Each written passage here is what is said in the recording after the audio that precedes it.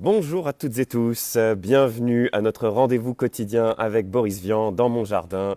Voilà, il est 11 heures, alors c'est parti. Et je commence par saluer deux oubliés hier dans ma liste. Voilà, deux fidèles que j'ai oublié de saluer hier. Il s'agit de Alexandre Jolivet, salut Alex, qui suit depuis le début, et Madeleine Rémil, salut Madelon, que je suis content de retrouver pour cette lecture de l'épisode 8, donc de l'écume des jours. Aujourd'hui, chapitres 21, 22 et 23, soyons fous. Petit résumé pour ceux qui prennent le train en marche. Hein, allez, le train, on va dire. Petit résumé donc des chapitres 1 à 20.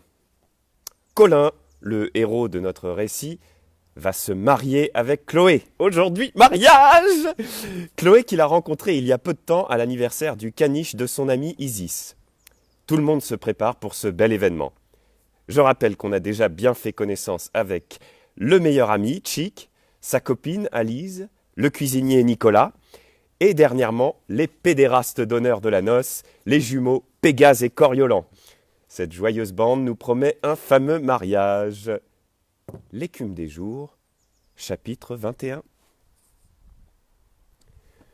Colin sortit de chez lui, suivi de Chick. Ils allaient chercher Chloé à pied. Nicolas les rejoindrait directement à l'église. Il surveillait la cuisson d'un plat spécial découvert dans Gouffé et dont il attendait merveille. Il y avait sur le chemin une librairie devant laquelle Chick tomba en arrêt. Au beau milieu de l'étalage, un exemplaire du Remugle de Partre, relié de maroquin violet aux armes de la duchesse de Beauvoir, scintillait tel un précieux bijou. « Oh !» dit Chick. « Regarde ça !»« Quoi ?» dit Colin qui revint en arrière. « Ah, ça !»« Oui !» dit Chick. Il commençait à baver de convoitise. Un petit ruisseau se formait entre ses pieds et prit le chemin du bord du trottoir contournant les menues inégalités de la poussière. « Eh bien, dit Colin, tu l'as ?»« Pas relié comme ça, dit Chick. »« Oh, la barbe, dit Colin, viens, on est pressé. »« Il vaut au moins 1 ou 2 doublesons, dit Chick. »« Certainement, dit Colin, qui s'éloigna. Chick fouilla ses poches. « Colin, appela-t-il, prête-moi un peu d'argent. » Colin s'arrêta de nouveau, il secoua la tête d'un air attristé. « Je crois, dit-il, que les 25 000 doublesons que je t'ai promis ne dureront pas longtemps. » Chick rougit, baissa le nez, mais tendit la main. Il prit l'argent et s'élança dans la boutique. Colin attendait soucieux. En voyant l'air hilar de Chick, il secoua de nouveau la tête, compatissant cette fois, et un demi-sourire se dessina sur ses lèvres. « T'es fou, mon pauvre Chick. Combien l'as-tu payé ?»« Ça n'a pas d'importance, dit Chick. Dépêchons-nous. » Ils se hâtèrent. Chick semblait monter sur des dragons volants. À la porte de Chloé, des gens regardaient la belle voiture blanche commandée par Colin et qu'on venait de livrer avec le chauffeur de cérémonie.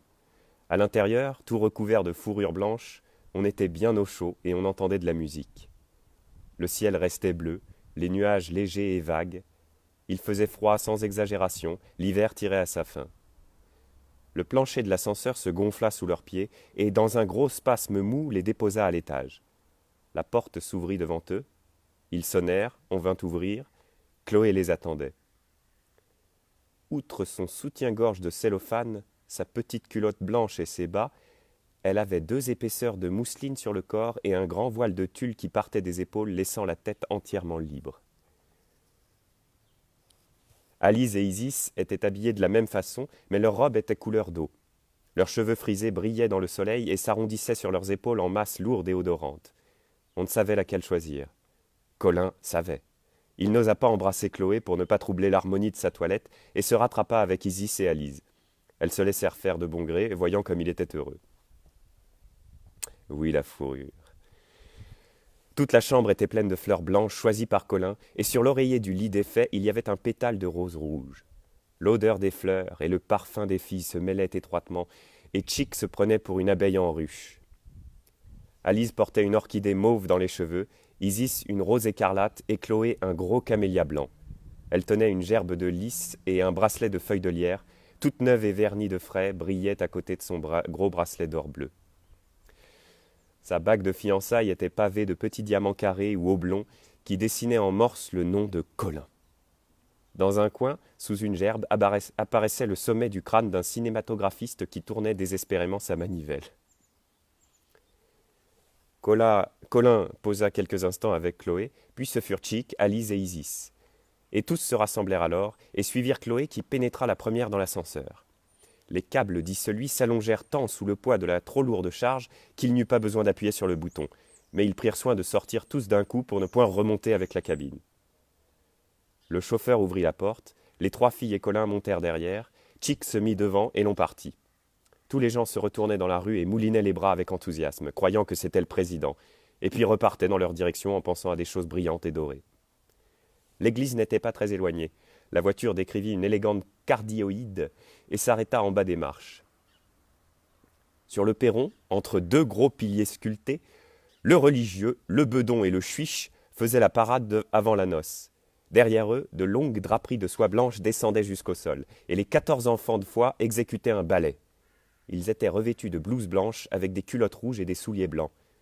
Au lieu de culottes, les filles portaient de petites jupes rouges plissées, et elles avaient une plume rouge dans les cheveux. Le religieux tenait la grosse caisse, le bedon jouait du fifre, et le chuich scandait le rythme avec des maracas.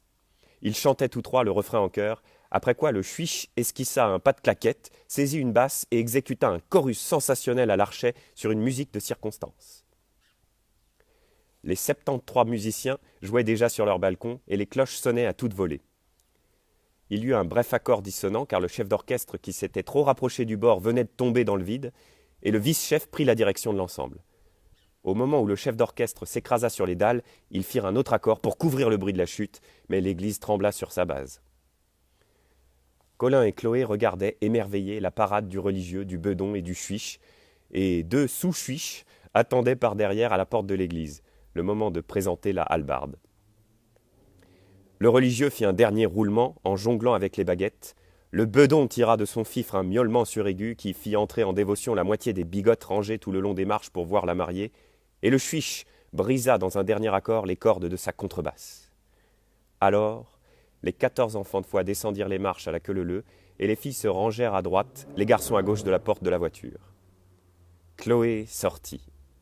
Elle était ravissante et radieuse dans sa robe blanche. Alice et Isis suivirent. Nicolas venait d'arriver et s'approcha du groupe. Colin prit le bras de Chloé, Nicolas celui d'Isis et Chick celui d'Alice, et ils gravirent les marches, suivis des frères Desmarais, Coriolan à droite et Pégase à gauche, pendant que les enfants de foi venaient par couple en s'amignotant tout au long de l'escalier. Le religieux, le bedon et le chuich, après avoir rangé leurs instruments, dansaient une ronde en attendant. Sur le perron, Colin et ses amis exécutèrent un mouvement compliqué et se trouvèrent de la façon adéquate pour entrer dans l'église. Colin avec Alice, Nicolas au bras de Chloé, puis Chick et Isis, et enfin les frères Desmarais, mais cette fois Pégase à droite et Coriolan à gauche. Le religieux et ses séides s'arrêtèrent de tourner, prirent la tête du cortège, et tous, chantant un vieux chœur grégorien, se ruèrent vers la porte. Les sous-chuiches leur cassèrent sur la tête, au passage un petit ballon de cristal mince rempli d'eau lustrale, et leur plantaient dans les cheveux un bâtonnet d'encens allumé qui brûlait avec une flamme jaune pour les hommes et violette pour les femmes. Les wagonnets étaient rangés à l'entrée de l'église. Colin et Alice s'installèrent dans le premier et partirent tout de suite. On tombait dans un couloir obscur qui sentait la religion. Le wagonnet filait sur les rails avec un bruit de tonnerre, et la musique retentissait avec une grande force. Au bout du couloir, le wagonnet enfonça une porte, tourna à angle droit, et le saint apparut dans une lumière verte. Il grimaçait horriblement, et Alice se serra contre Colin. Des toiles d'araignée leur balayaient la figure, et des fragments de prière leur revenaient à la mémoire. La seconde vision fut celle de la Vierge. Et à la troisième, face à Dieu qui avait un œil au beurre noir et l'air pas content, Colin se rappelait toute la prière et put la dire à Alice. Le wagonnet déboucha dans un fracas assourdissant sous la voûte de la travée latérale et s'arrêta. Colin descendit, laissa Alice gagner sa place et attendit Chloé qui émergea bientôt. Ils regardèrent la nef. Il y avait une grande foule. Tous les gens qui les connaissaient étaient là, écoutant la musique et se réjouissant d'une si belle cérémonie. Le chuich et le bedon, cabriolant dans leurs beaux habits, apparurent, précédant le religieux qui conduisait le chevêche. Tout le monde se leva et le chevêche s'assit dans un grand fauteuil en velours. Le bruit des chaises sur les dalles était très harmonieux. La musique s'arrêta soudain. Le religieux s'agenouilla devant l'autel, tapa 3 fois sa tête par terre, et le bedon se dirigea vers Colin et Chloé pour les mener à leur place, tandis que le chuich faisait ranger les enfants de foi des 2 côtés de l'autel. Il y avait maintenant un très profond silence dans l'église, et les gens retenaient leur haleine.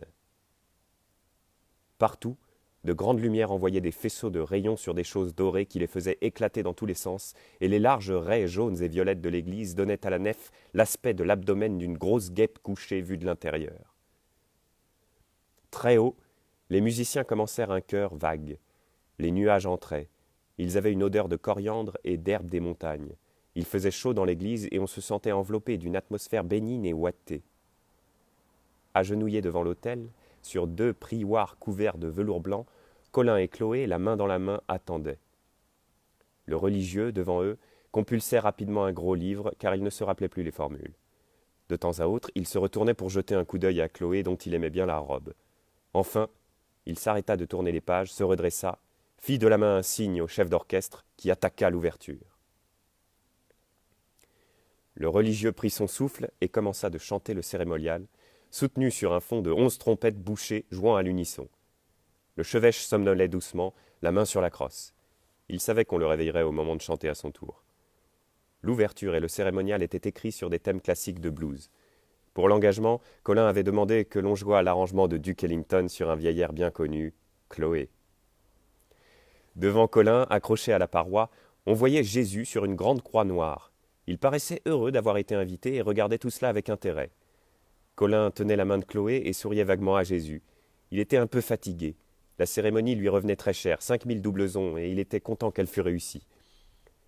Il y avait des fleurs tout autour de l'autel. Il aimait la musique que l'on jouait en ce moment. Il vit le religieux devant lui et reconnut l'air. Alors il ferma doucement les yeux, et il se pencha un peu en avant et il dit « Oui ». Chloé dit « oui » aussi, et le religieux leur serra vigoureusement la main. L'orchestre repartit de plus belle et le chevêche se leva pour l'exhortation. Le chuich se glissait entre 2 rangées de personnes pour donner un grand coup de canne sur les doigts de Chick qui venait d'ouvrir son livre au lieu d'écouter. Chapitre 17. Ah, n'importe quoi. Chapitre 22. Le chevêche était parti. Colin et Chloé, debout dans la sacristoche, recevaient des poignées de main et des injures pour leur porter bonheur. D'autres gens leur donnaient des conseils pour la nuit. Un camelot passa en leur proposant des photographies pour s'instruire. Ils commençaient à se sentir très las. La musique jouait toujours et les gens dansaient dans l'église où l'on servait la glace lustrale et les rafraîchissements pieux avec des petits sandwichs à la morue. Le religieux avait remis ses habits de tous les jours avec un gros trou sur la fesse, mais il comptait se payer un surtout neuf avec le bénéfice pris sur les 5000 doubloons. En plus, il venait d'escroquer l'orchestre, comme on fait toujours, et de refuser de payer le cachet du chef, puisque celui-ci était mort avant d'avoir commencé. Le bedon et le chuich déshabillaient les enfants de foi pour remettre leurs costumes en place, et le chuich se chargeait spécialement des petites filles. Les 2 sous-chuiches, engagés comme extras, étaient partis. Le camion des peintureurs attendait dehors. Ils s'apprêtaient à enlever le jaune et le violet pour les remettre dans les petits pots tout dégoûtants. Pas de petites économies. Aux côtés de Colin et de Chloé, Alice et Chick, Isis et Nicolas recevaient aussi des poignées de main. Les frères Desmarais en donnaient. Lorsque Pégase voyait son frère se rapprocher trop d'Isis qui était à ses côtés, il lui pinçait la hanche de toutes ses forces en le traitant d'inverti. Il restait encore une 12aine de personnes. C'étaient les amis personnels de Colin et de Chloé qui devaient venir à la réception de l'après-midi.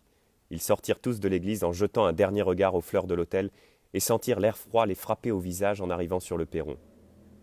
Chloé se mit à tousser et descendit les marches très vite pour entrer dans la voiture chaude. Elle se pelotonna sur les coussins et attendit Colin. Les autres, sur le perron, regardaient partir les musiciens que l'on emmenait dans une voiture cellulaire parce qu'ils avaient tous des dettes. Ils étaient serrés comme des sardines et soufflaient pour se venger dans leurs instruments, ce qui, de la part des violonistes, produisait un bruit abominable. Fin de la noce. Chapitre 23. De forme sensiblement carrée, assez élevée de plafond, la chambre de Colin prenait jour sur le dehors par une baie de 50 centimètres de haut qui courait sur toute la longueur du mur à 20 mètres du sol environ. À 20 mètres, n'importe quoi. À 1,20 mètre du sol environ. Le plancher était recouvert d'un épais tapis orange clair et les murs tendus de cuir naturel. Le lit ne reposait pas sur le tapis mais sur une plateforme à mi-hauteur du mur.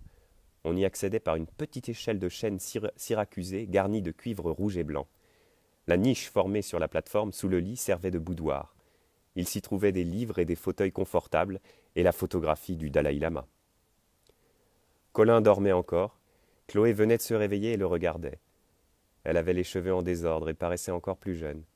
Il ne restait sur le lit qu'un drap, celui de dessous. Le reste avait voltigé dans toute la pièce, bien chauffée par des pompes à feu. Elle était maintenant assise, les genoux remontés sous le menton, et se frottait les yeux, puis s'étira et se laissa retomber en arrière, et l'oreiller s'infléchit sous son poids. Colin était étendu, à plat ventre, les bras autour de son traversin, et bavait comme un vieux bébé. Chloé se mit à rire et s'agenouilla à côté de lui pour le secouer vigoureusement. Il se réveilla, se souleva sur les poignets, s'assit et l'embrassa avant d'ouvrir les yeux. Chloé se laissa faire avec une certaine complaisance, le guidant vers les places de choix. Elle avait une peau ambrée et savoureuse comme de la pâte d'amande. La souris grise à moustache noire grimpa le long de l'échelle et vint les avertir que Nicolas attendait. Ils se rappelèrent le voyage et bondirent hors du lit. La souris profitait de leur inattention pour puiser largement dans une grosse boîte de chocolat à la sapote qui se trouvait au chevet du lit. Ils firent promptement leur toilette, mirent des costumes assortis et se hâtèrent vers la cuisine. Nicolas les avait invités à prendre le petit déjeuner dans son domaine. La souris les suivit et s'arrêta dans le couloir. Elle voulait voir pourquoi les soleils n'entraient pas aussi bien que d'habitude et les engueuler à l'occasion. « Alors, dit Nicolas, vous avez bien dormi ?» Les yeux de Nicolas étaient cernés de son teint plus ou moins brouillé. « Très bien, dit Chloé, qui se laissa tomber sur une chaise, car elle avait du mal à se tenir debout. « Et toi ?» demanda Colin, qui glissa et se retrouva assis par terre sans faire aucun effort pour se rattraper. « Moi, dit Nicolas, j'ai raccompagné Isis chez elle, et elle m'a fait boire, comme il se doit. »« Ses parents n'étaient pas là ?» demanda Chloé. « Non, dit Nicolas, il y avait juste ces deux cousines, et elles ont absolument voulu que je reste. »« Elles avaient quel âge ?» demanda Colin insidieusement. « Je ne sais pas, dit Nicolas, mais au toucher, je donnerais 16 ans à l'une et 18 ans à l'autre. »« Tu as passé la nuit là-bas ?» demanda Colin.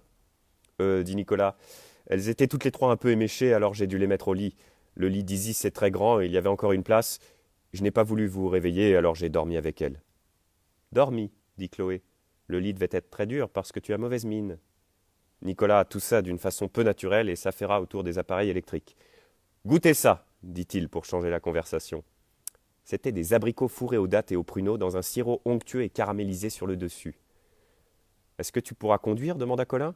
« J'essaierai, dit Nicolas. »« C'est bon, ça, dit Chloé. Prends-en avec nous, Nicolas. »« Je préfère quelque chose de plus remontant, dit Nicolas. » Il se confectionna un horrible breuvage sous les yeux de Colin et Chloé. Il y avait du vin blanc, une cuillerée de vinaigre, 5 jaunes d'œufs, 2 huîtres et 100 grammes de viande hachée avec de la crème fraîche et une pincée d'hyposulfite de soude. Le tout descendit dans son gosier en faisant le bruit d'un cyclotron en pleine vitesse.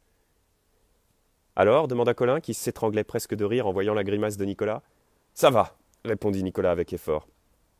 Effectivement, les cernes disparurent subitement de ses yeux, comme si l'on y avait passé de la benzine, et son teint s'éclaircit visiblement. Il s'ébroua, serra les poings et rugit. Chloé le regardait un peu inquiète. « Tu n'as pas mal au ventre, Nicolas ?»« Pas du tout, brailla Nicolas. C'est fini. Je vous donne la suite, et puis on va s'en aller. » Et on les laisse partir, et notre épisode 8 se termine ici. Très belle journée à tous.